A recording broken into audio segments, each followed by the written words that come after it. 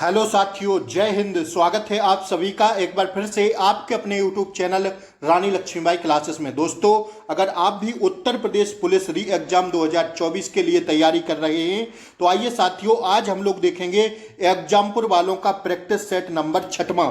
इससे पहले हमने 5 मॉडल पेपर करा दिए हैं, 5 प्रैक्टिस सेट हमारे हो गए हैं। अगर आप लोगों ने इन 5 मॉडल पेपर को नहीं देखा है तो लिंक आपको इसी क्लास के नीचे डिस्क्रिप्शन बॉक्स में इन 5 मॉडल पेपर की मिल जाएगी। जल्दी से जाके देख लीजिएगा। अति महत्वपूर्ण प्रैक्टिस सेट है साथियों, हर एक प्रश्न परीक्षा में छपने वाला होगा। महत्वपूर्ण प्रैक्टिस सेट है। तो आइए हम लोग देखते हैं, स्टार्ट करेंगे आज के सेशन को। साथियों, आप सभी लोग क्लास को लाइक कर दें और चैनल पर नए हो तो सब्सक्राइब करके बेल आइकन प्रेस जरूर कर लें ताकि आपको अगले आने वाले प्रैक्टिस सेट की लिंक सबसे पहले मिले। इसलिए आप सभी लोग चैनल को सब्सक्राइब कर लें, बेल आइकन प्रेस करना ना भूलें ताकि उसी से आपको जो है क्लास का नोटिफिकेशन मिलेगा, प्रैक्टिस सेट की लिंक मिलेगी। ठीक है, तो सभी सदस्य आप लोग क्लास को लाइक कर दें और ज्यादा से ज्यादा इस क्लास को शेयर कर दें। साथियों, जो भी प्रैक्टिस सेट लगाना चाहता है एग्जामपुर के, तो साथियों हम आपको 10 मॉडल पेपर कराने वाले हैं। आज 6वां मॉडल पेपर है। इससे पहले साथियों 5 हो गए हैं। इन 5 की लिंक हम आपको इसी क्लास के नीचे डिस्क्रिप्शन बॉक्स में दे देंगे, जाके सारे प्रैक्टिस सेट देख लीजिएगा। ठीक है, आइए पहले प्रश्न से स्टार्ट करेंगे। महत्वपूर्ण प्रश्न है साथियों। पहला पूछ रहा है मलेशिया की मुद्रा है कौन सी? बताइए क्या है, रिंगित, पैसो या साथियों क्वाचा या यूरो? तो हम लोग सब लोग जानते हैं साथियों कि मलेशिया की मुद्रा है रिंगित। ठीक है, रिंगित लिखा है, इसमें रिंगिट है। ध्यान रखिएगा, ऑप्शन ए हमारा क्या है, राइट आंसर है। ठीक है दोस्त, आइए दूसरे प्रश्न को हम लोग देखेंगे। हर एक प्रश्न साथियों महत्वपूर्ण है। बंगाल में स्वदेशी आंदोलन के दौरान बनाए गए तिरंगे झंडे में कौन कौन से रंग थे? देखिए, बंगाल में स्वदेशी आंदोलन के दौरान बनाए गए तिरंगे झंडे में कौन कौन से रंग थे? तो दूसरे का हमारा राइट आंसर हो जाएगा लाल, हरा और पीला। कौन कौन से रंग थे दोस्त? लाल, हरा और पीला। ऑप्शन सी हमारा क्या राइट आंसर है? बंगाल के में स्वदेशी आंदोलन के दौरान बनाए गए तिरंगे झंडे में कौन कौन से रंग थे? तो साथियों ऑप्शन सी हमारा क्या हो जाएगा, राइट आंसर हो जाएगा। आइए तीसरा प्रश्न हम लोग देखेंगे। दक्षिण अफ्रीका में वापस लौटने के पश्चात, दक्षिण अफ्रीका से वापस लौटने के पश्चात महात्मा गांधी फरवरी 1916 में डैश डैश डैश के उद्घाटन में पहली बार सार्वजनिक रूप से आम जनता से मुखातिब हुए थे। कहां पर? तो साथियों इसका राइट आंसर होगा तीसरे का, ऑप्शन सी बनारस हिंदू विश्वविद्यालय में। ठीक है, ऑप्शन सी इसका क्या है, राइट आंसर है। आइए अगला प्रश्न हम लोग देखेंगे। पुलकेशन द्वितीय किस राजवंश का सर्वाधिक प्रख्यात शासक था? पुलकेशन द्वितीय किस राजवंश का सर्वाधिक प्रख्यात शासक था? तो इसका राइट आंसर हो जाएगा ऑप्शन ए चालुक्य वंश का। ठीक है, अगला प्रश्न हम लोग करेंगे कंटिन्यू। हिस्ट्री के महत्वपूर्ण प्रश्न चल रहे हैं। निम्न में से किस आंदोलन में गांधी जी ने पहली बार भूख हड़ताल को शस्त्र की तरह प्रयोग किया? तो 5 का राइट आंसर हो जाएगा ऑप्शन ए अहमदाबाद हड़ताल में। ठीक है, अहमदाबाद हड़ताल 1918 में। अगला प्रश्न देखिएगा। उस देश का नाम बताइए जिसकी मुद्रा का नाम रुपया नहीं है। रुपया किसकी मुद्रा का नाम नहीं है? तो साथियों इसका राइट आंसर हो जाएगा ऑप्शन डी म्यांमार की। ठीक है, इसकी साथियों जो है मुद्रा का नाम रुपया नहीं है। आप लोग बताइए क्या है मुद्रा की, सॉरी म्यांमार की मुद्रा का नाम, जल्दी से कमेंट बॉक्स में छापिएगा। ठीक है दोस्त, आइए 7वां प्रश्न देखेंगे। बहुत आसान प्रश्न है। विश्व ओजोन दिवस कब मनाया जाता है? तो साथियों कब मनाते हैं? 16 सितंबर को मनाते हैं। ठीक है, ऑप्शन सी हमारा क्या है, राइट आंसर है। अगला प्रश्न देखिएगा। 8वां प्रश्न क्या कह रहा है? निम्नलिखित में से किसने सबसे पहले आजाद हिंद फौज के गठन की कल्पना की थी? बताइए किसने की थी, जल्दी बताइए। तो सबसे पहले की थी मोहन सिंह ने। ऑप्शन सी हमारा क्या हो जाएगा दोस्त, राइट आंसर हो जाएगा। 9वें प्रश्न की ओर हम लोग बढ़ते हैं। द विंग्स फायर पुस्तक किसने लिखी थी? निम्न में से द विंग्स ऑफ फायर पुस्तक किसने लिखी थी? तो साथियों यह एपीजे अब्दुल कलाम ने लिखी थी। ऑप्शन सी हमारा क्या हो जाएगा, राइट आंसर हो जाएगा। ठीक है, अगला प्रश्न देखिएगा। क्या करना है, मिलान करना है। देखिए क्या कह रहा है, इनमें से किस विकल्प के शहर स्वर्णिम चतुर्भुज में शामिल हैं? तो बताइए किसमें स्वर्णिम चतुर्भुज में शामिल हैं? तो इसका राइट आंसर होगा 10 का ऑप्शन ए दिल्ली, मुंबई, चेन्नई और कोलकाता। ठीक है, कौन से शहर साथियों स्वर्णिम चतुर्भुज में शामिल है?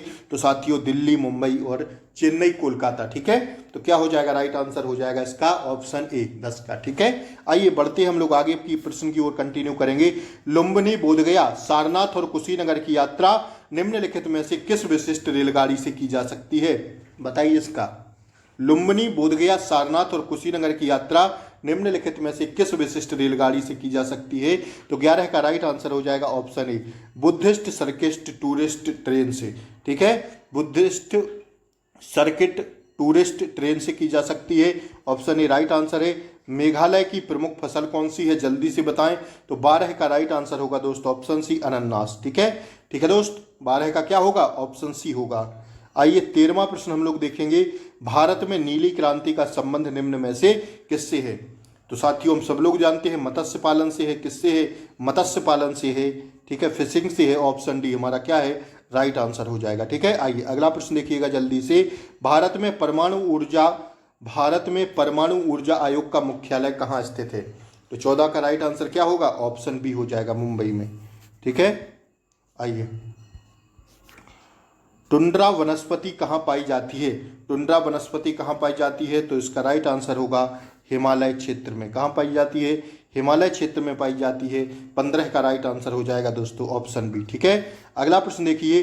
किस अभिक्रिया द्वारा पौधों में ऑक्सीजन बाहरी वातावरण से कोशिकाओं में पहुंचता है? किस अभिक्रिया द्वारा पौधों में ऑक्सीजन बाहरी वातावरण से कोशिकाओं में पहुंचता है? तो 16 का राइट आंसर हो जाएगा दोस्तों विसरण द्वारा। किसके द्वारा? विसरण द्वारा पहुंचता है। ठीक है, ध्यान रखिएगा ऑप्शन बी इसका क्या हो जाएगा? एकदम राइट आंसर हो जाएगा। बढ़ते हम लोग अगले प्रश्न की ओर कंटिन्यू करेंगे दोस्तों। आइए देखिए, ऑक्सीजन है क्या? ऑक्सीजन क्या है? ऑक्सीजन है साथियों क्या है? एंजाइम है। क्या है? एंजाइम है। ठीक है, अगला प्रश्न देखिएगा। 18वां प्रश्न क्या कह रहा है? राष्ट्रीय मानवाधिकार आयोग के अध्यक्ष की नियुक्ति के लिए गठित समिति में निम्नलिखित में से कौन शामिल नहीं है? तो राष्ट्रीय मानवाधिकार आयोग के अध्यक्ष की नियुक्ति के लिए गठित समिति में निम्नलिखित में से कौन शामिल नहीं है? तो 18 का राइट आंसर हो जाएगा केवल राष्ट्रपति सम्मिलित नहीं है। प्रधानमंत्री, लोकसभा अध्यक्ष व प्रमुख विपक्षी दल के नेता, ये तीनों शामिल हैं। ठीक है, अगला प्रश्न देखिएगा। IT अधिनियम 2000 का अद्यतन संस्करण क्या है? बताइए इसका राइट आंसर क्या होगा? तो 19 का राइट आंसर हो जाएगा IT अधिनियम 2008। ठीक है, क्या है? IT अधिनियम 2008। निम्नलिखित में से कौन सा जल्दी से बताइएगा, निम्नलिखित में से कौन सा दूसरा सबसे बड़ा खोज इंजन है? तो खोज इंजन कौन सा है दूसरा सबसे बड़ा? तो साथियों इसका राइट आंसर हो जाएगा हमारा यूट्यूब। कौन सा है? यूट्यूब, जिस पर आप लोग क्लास ले रहे हैं। ठीक है, आइए 20 हो गया, 20 का ऑप्शन ए होगा। अगला प्रश्न हम लोग देखेंगे, 21वां कंटिन्यू करेंगे। निम्नलिखित में से कौन सा द्विपक्षीय सैन्य अभ्यास भारत सिंगापुर के बीच आयोजित किया गया है? बताइए जल्दी से। तो 21 का राइट आंसर जाएंगे ऑप्शन बी पर, सिम्बेक्स। ठीक है, अगला प्रश्न देखिएगा। कौन सा राज्य कन्याश्री प्रकल्प के तहत 13 से 18 वर्ष की अविवाहित लड़की जो किसी मान्यता प्राप्त स्कूल में 8वीं, 9वीं, 11वीं, 12वीं कक्षा में पढ़ती है उसे 750 रुपये वार्षिक छात्रवृत्ति प्रदान करने की योजना है? किसकी योजना है? यह साथियों पश्चिम बंगाल राज्य की योजना है। ठीक है, अगला प्रश्न देखिएगा। उत्तर प्रदेश सरकार ने अयोध्या हवाई अड्डा का नाम क्या रखा है? जल्दी से बताइए, अयोध्या हवाई अड्डा का नाम क्या रखा है उत्तर प्रदेश सरकार ने? तो ऑप्शन बी रखा है मर्यादा पुरुषोत्तम श्री राम हवाई अड्डा। क्या रखा है? मर्यादा पुरुषोत्तम श्री राम हवाई अड्डा। महत्वपूर्ण है, छाप लेना एग्जाम के हिसाब से, एग्जाम के पॉइंट ऑफ व्यू से महत्वपूर्ण है। इंटेलिजेंस ब्यूरो IB किस मंत्रालय के अधीन संचालित होता है? इंटेलिजेंस ब्यूरो साथियों यह IB कहते हैं, किस मंत्रालय के अधीन संचालित होता है? तो 24 का राइट आंसर होगा दोस्तों ऑप्शन बी, गृह मंत्रालय, होम मिनिस्ट्री के अंतर्गत आता है। अगला प्रश्न देखिएगा। अडानी समूह ने देश के पहले गोला बारूद विनिर्माण परिसर का अनावरण किस स्थान पर किया? तो 25 का राइट आंसर हो जाएगा ऑप्शन बी, कानपुर में किया। कहां पर किया दोस्तों? कानपुर में किया। वर्तमान में उत्तर प्रदेश में केंद्रीय कामगारों की संख्या कितनी है? वर्तमान में उत्तर प्रदेश में केंद्रीय कारागारों की संख्या कितनी है? कारागारों की संख्या। ठीक है, तो वर्तमान में उत्तर प्रदेश में केंद्रीय कारागारों की संख्या कितनी है? तो 26 का राइट आंसर जाएंगे ऑप्शन बी पर, 6 है। ठीक है, अगला देखिए। ईज ऑफ लिविंग इंडेक्स किस मंत्रालय की एक पहल है? तो इसका राइट आंसर होगा 27 का ऑप्शन बी। ठीक है, शहरी विकास मंत्रालय की पहल है। अगला प्रश्न देखिएगा, निम्न में से कौन सा कर प्रत्यक्ष कर है? सीमा शुल्क, आयकर, उत्पाद शुल्क या साथियों बिक्री कर? तो 28 का राइट आंसर जाएंगे ऑप्शन बी पर, आयकर, इनकम टैक्स। ठीक है दोस्तों, कौन सा प्रत्यक्ष कर है? आयकर। अगला प्रश्न देखिएगा, भारत में कौन सा दिन संविधान दिवस के रूप में मनाया जाता है? तो अब सब लोग जानते हैं संविधान दिवस मनाया जाता है किस दिन? 29 का राइट आंसर जाएंगे ऑप्शन ए पर, 26 नवंबर। भारत के संविधान में भाईचारे की भावना किस देश से प्रेरित है? भाईचारे, ब्रदर्स रूल। ठीक है, बताइए कहां से ली गई? तो यह ली गई साथियों, भाईचारे की भावना कहां से ली गई? फ्रांस के संविधान से ली गई। अगला प्रश्न देखिएगा, अनुच्छेद 370 के मुख्य मसौदाकार कौन थे? अनुच्छेद 370 जिसे हटाया गया था उसके मुख्य मसौदाकार कौन थे? तो बताइए इसका राइट आंसर क्या हो जाएगा? 31 का राइट आंसर हो जाएगा दोस्तों ऑप्शन सी, एन गोपाला स्वामी अयंगर। कौन थे? एन गोपाला स्वामी अयंगर थे। ठीक है ना, 31 का सी पर जाएंगे। 32वां प्रश्न देखिएगा, भारत के पश्चिम में कौन सा समुद्र स्थित है? भारत के पश्चिम में है साथियों कौन सा समुद्र स्थित है? तो ऑप्शन डी होगा, अरब सागर स्थित है। कौन सा है भैया? अरब सागर स्थित है। 32 is the right answer, option D. अगला प्रश्न देखिएगा, प्रसिद्ध संस्कृत नाटक स्वपन वासवदत्तम किसने लिखा था? यह बताइए, स्वपन वासवदत्तम किसने लिखा था? तो 33 का राइट आंसर हो जाएगा ऑप्शन डी, भास ने। ठीक है, अगला प्रश्न देखिएगा, भारत द्वारा अपनाया गया जीएसटी का दोहरा मॉडल किस देश से लिया गया? तो यह लिया गया किससे? ऑप्शन ए, कनाडा से। ठीक है, अगला प्रश्न देखिएगा दोस्तों, सत्य शोधक समाज की स्थापना किसने की थी? सत्य शोधक समाज पूछता है, बड़ा भयंकर यह प्रश्न पूछता है। तो 35 का राइट आंसर हो जाएगा ज्योतिबा फुले ने। ठीक है, अगला प्रश्न देखिएगा, भारत के संविधान के डैश डैश डैश में समान नागरिक संहिता के प्रावधानों का उल्लेख किया गया है कहां पर? तो बताइए, समान नागरिक संहिता, ठीक है, यूनिफॉर्म सिविल कोड कहां पर किया गया? तो यह किया गया दोस्तों 36 का क्या होगा? 36 का राइट आंसर हो जाएगा भाग 4 में। ठीक है, कहां किया गया भैया? ऑप्शन बी होगा इसका राइट आंसर। ठीक है, अगला प्रश्न देखिए, किस अनुच्छेद के अनुसार वैध कारणों के आधार पर राज्यों में राष्ट्रपति शासन लागू किया जा सकता है? तो 37 का राइट आंसर जाएंगे ऑप्शन ए, 356। ठीक है,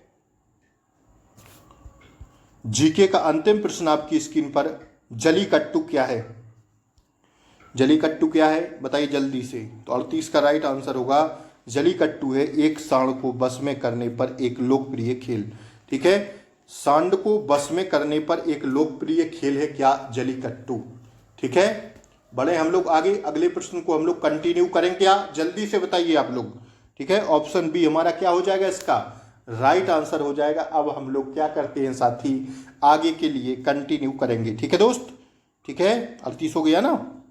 अब हम लोग चलेंगे हिंदी की तरफ। देखिए 38 प्रश्न यहाँ आपके जीके जीएस के समाप्त हो गए हैं। आप लोग टारगेट करके जल्दी से बताइएगा कि जीके जीएस में 6वें मॉडल पेपर में आपका टारगेट कितना रहा। ठीक है, इसके बाद हम लोग हिंदी को कंटिन्यू कर रहे हैं। हिंदी में 37 प्रश्न कराएंगे। आप लोग बताइएगा हिंदी में आपका टारगेट कितना रहा। ठीक है, आइए, और सारे आपको कर लेना है। आज का 6वां मॉडल पेपर चल रहा है ना, 5 मॉडल पेपर की लिंक इसी क्लास के नीचे डिस्क्रिप्शन में मिल जाएगी, जल्दी से जाके देख लेना और आगे कंटिन्यू।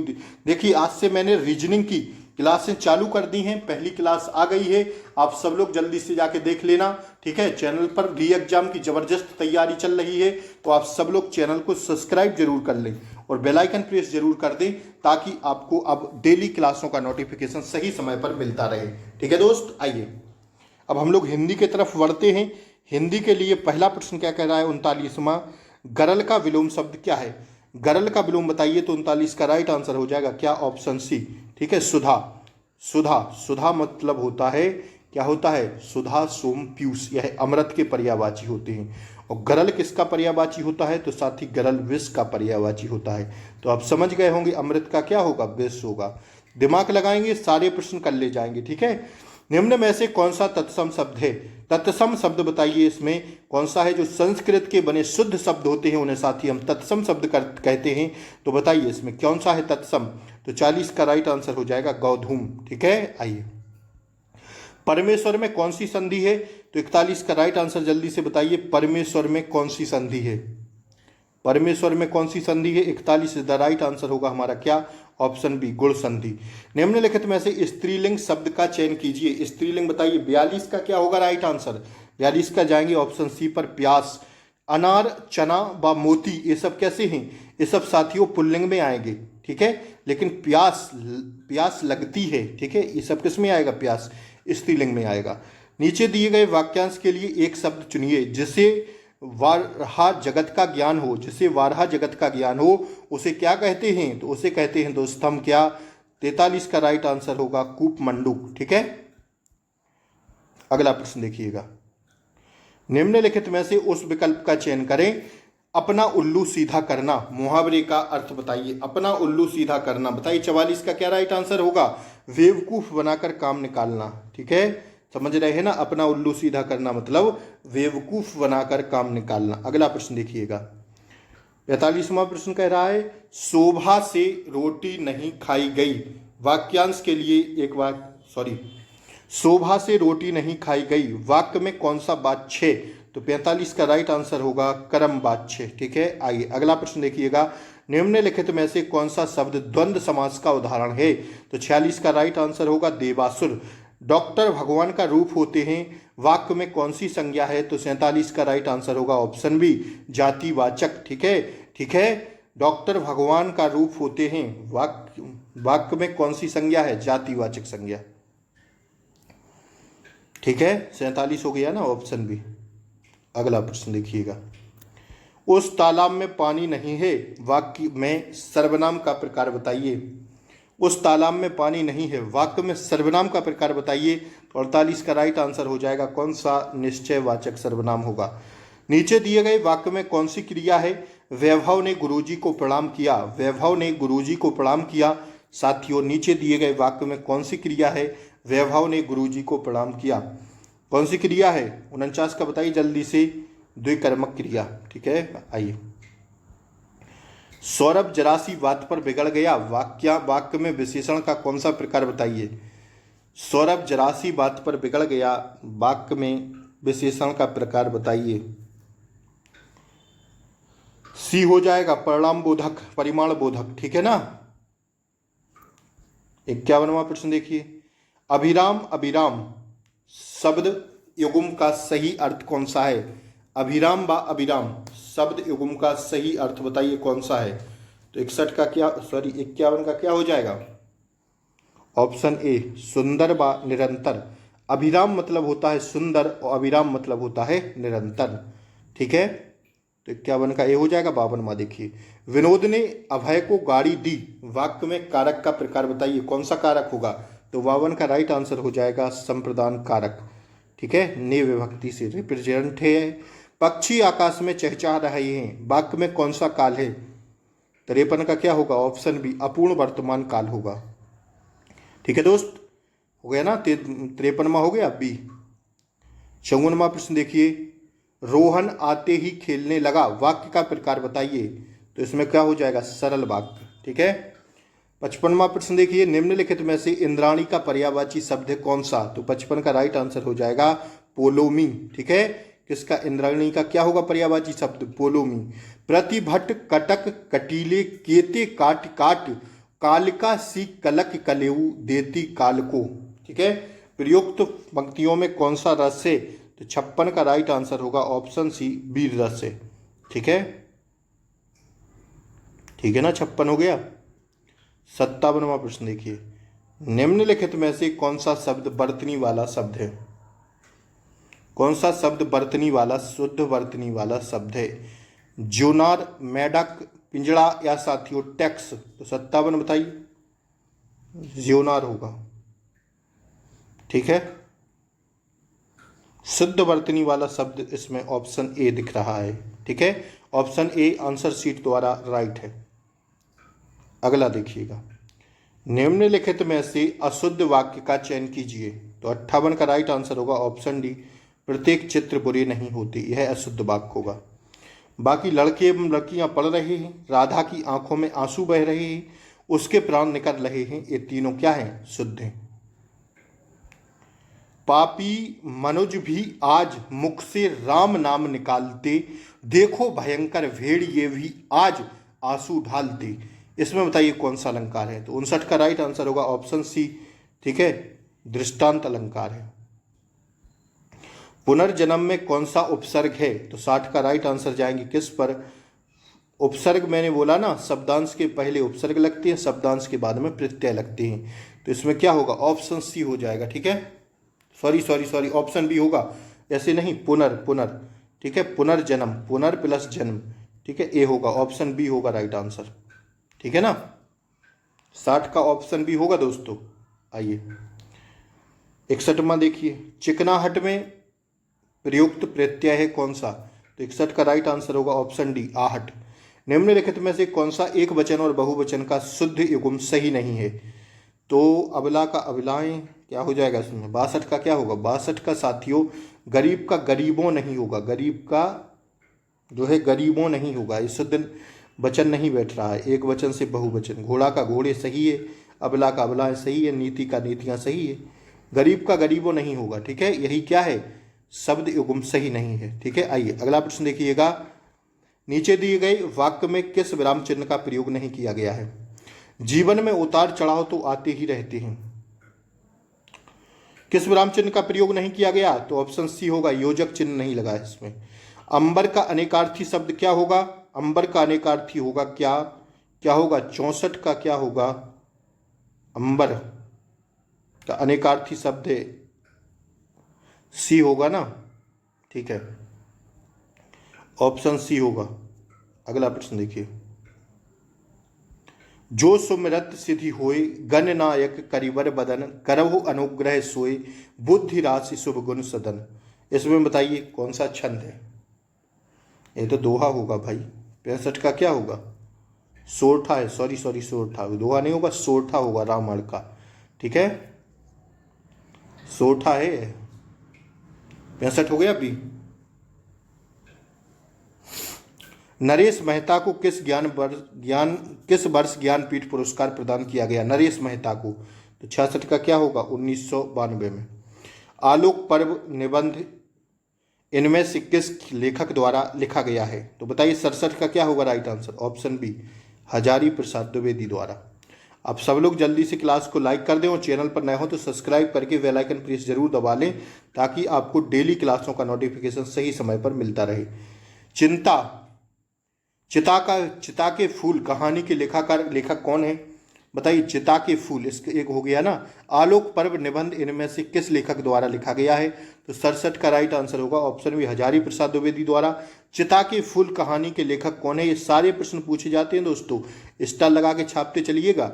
चिता के फूल कहानी के लेखक हैं कौन? तो 67 का राइट आंसर होगा 68 का ऑप्शन ए, राम वृक्ष वेनीपुरी, ठीक है।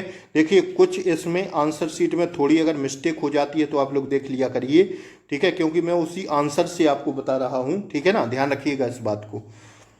ठा ध्वनि का उच्चारण स्थान है कौन सा? तो 69 का राइट आंसर क्या होगा? ऑप्शन सी, मूर्धन, ठीक है। निम्नलिखित में से कौन सा स्पर्श व्यंजन है? तो 70 का क्या होगा? ऑप्शन ए, जा। स्पर्श व्यंजन क्या है? जा। अब देखिए जो 4 से 5 प्रश्न आपसे गद्यांश के पूछे जाते हैं, मैं फटाफट पढ़ रहा हूं, आप लोग सुनते चलिएगा, ठीक है। 71 से 75 तक गद्यांश के हर पेपर में आपसे पूछे जाएंगे, ठीक है दोस्तों, हर शिफ्ट में। तो गद्यांश आपके मुट्ठी में रहेंगे 4 से 5 प्रश्न। अगर आप लोग गद्यांश को भली भांति ढंग से पढ़ लेंगे तो आपका काम हो जाएगा, ठीक है। उसी में से छांट के लिखना रहता है आंसर, ठीक है। तो देखिएगा, यह सर्वविदित है कि मातृभाषा में शिक्षा प्राप्त करना अत्यंत सहज एवं सुगम होता है। अपनी मातृभाषा में विद्यार्थी किसी भी विषय को सरलता से समझ लेता है, जबकि अन्य भाषा में उसे कठिनाई का सामना करना पड़ता है। विश्व भर के शिक्षाविदों को मातृभाषा में शिक्षा प्रदान किए जाने का महत्व दिया है। विश्व स्वास्थ्य संगठन की एक रिपोर्ट के अनुसार अपनी मातृभाषा में चिकित्सा की पढ़ाई करवाने वाले देशों में चिकित्सा एवं स्वास्थ्य व्यवस्था अन्य देशों से अच्छी स्थिति में है। चीन, रूस, जर्मनी, फ्रांस एवं जापान सहित अनेक देश में अपनी मातृभाषा में शिक्षा प्रदान कर रहे हैं। सर्वविदित है कि ये देश लगभग प्रत्येक क्षेत्र में अग्रणीय है। इन देशों ने अपनी मातृभाषा में शिक्षा प्रदान करके ही उन्नति प्राप्त की है। यदि स्वतंत्रता के पश्चात भारत में भी मातृभाषा में चिकित्सा एवं तकनीकी शिक्षा प्रदान की जाती है तो हम भी आज उन्नति के शिखर पर होते। उल्लेखनीय है कि नई शिक्षा नीति के अंतर्गत भारतीय भाषाओं को प्रोत्साहित किया जा रहा है।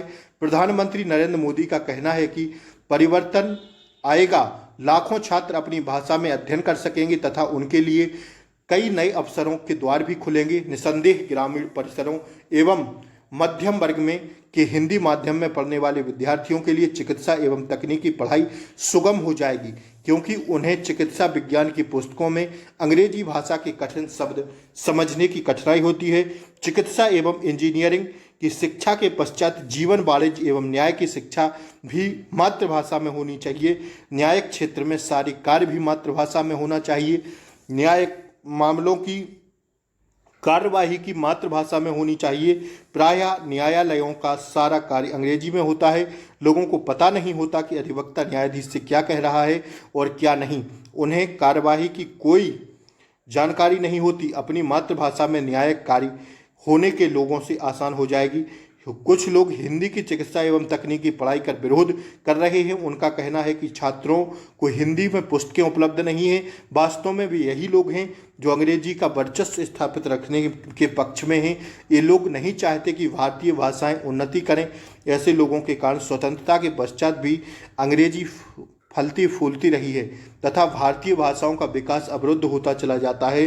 भारत में इन विषयों की बहुत सी पाठ्य पुस्तकें हिंदी में उपलब्ध नहीं हैं, किंतु अभी चिकित्सा एवं तकनीकी पुस्तकों का अनुवाद का कार्य चल रहा है। पाठ्यक्रम की पुस्तकों के अतिरिक्त चिकित्सा से संबंधित अन्य पुस्तकों का अनुवाद का कार्य भी होगा। भविष्य में इन विषयों की पुस्तकों का कोई अभाव नहीं रहेगा, इसलिए पुस्तकों की उपलब्धता के कारण इस नई पहल का विरोध करना उचित नहीं है। देखिए, अब 5 प्रश्न में गोली की तरह करा रहा हूं, जल्दी देखिएगा। शिक्षाविदों के अनुसार शिक्षा कैसी होती चाहिए? तो अभी हमने देखा ऑप्शन बी राइट आंसर होगा, शिक्षा मातृभाषा में होनी चाहिए। गद्यांश के अनुसार निम्नलिखित एवं तकनीकी शिक्षा में भारत के पिछड़ने का क्या कारण रहा? तो 72 का राइट आंसर होगा ऑप्शन सी, शिक्षा को मातृभाषा में प्रदान नहीं किया गया। अगला प्रश्न देखिए, कुछ लोग हिंदी में चिकित्सा एवं तकनीकी की पढ़ाई का विरोध क्यों कर रहे हैं? तो 73 का राइट आंसर होगा ऑप्शन डी, क्योंकि इनके अनुसार विद्यार्थियों को पुस्तकें सुगमता से नहीं हो पाएंगी। इनका मुख्य उद्देश्य है कि अंग्रेजी भाषा ही निरंतर चलती रहे। ये नहीं चाहते कि हिंदी भाषा अपने उच्च शिखर पर पहुंचे। तो उपयुक्त डी इसका क्या है? राइट आंसर है। गद्यांश का उचित शीर्षक क्या है? तो गद्यांश का उचित शीर्षक है दोस्तों ऑप्शन ए, मातृभाषा में शिक्षा। ठीक है, इसी की तो बात हो रही है, केवल मातृभाषा में शिक्षा की। सुगम का विलोम बताइए, तो सुगम का होगा क्या होगा भैया? सुगम का होगा दुर्गम। ठीक है, ठीक है। तो साथियों, यहाँ हमारे 75 प्रश्न हिंदी व जीके के समाप्त होते हैं। देखिए, रीजनिंग के और मैथ के प्रश्न मैं बाद में कराऊंगा, ध्यान रखिएगा। ठीक है, तो साथियों, आज की क्लास कैसी लगी जरूर बताएं। 75 में आपका टारगेट कितना रहा दोस्तों? सभी प्रश्न कैसे लगे जल्दी बताएं। और साथियों, हिंदी व जीके में आपका टारगेट कितना रहा? ठीक है, 75 प्रश्न में 38 में आपका जीके में टारगेट कितना रहा? कमेंट बॉक्स में ऑनेस्टी के साथ लिखिएगा, ईमानदारी के साथ। और हिंदी में 37 में आपका टारगेट कितना रहा?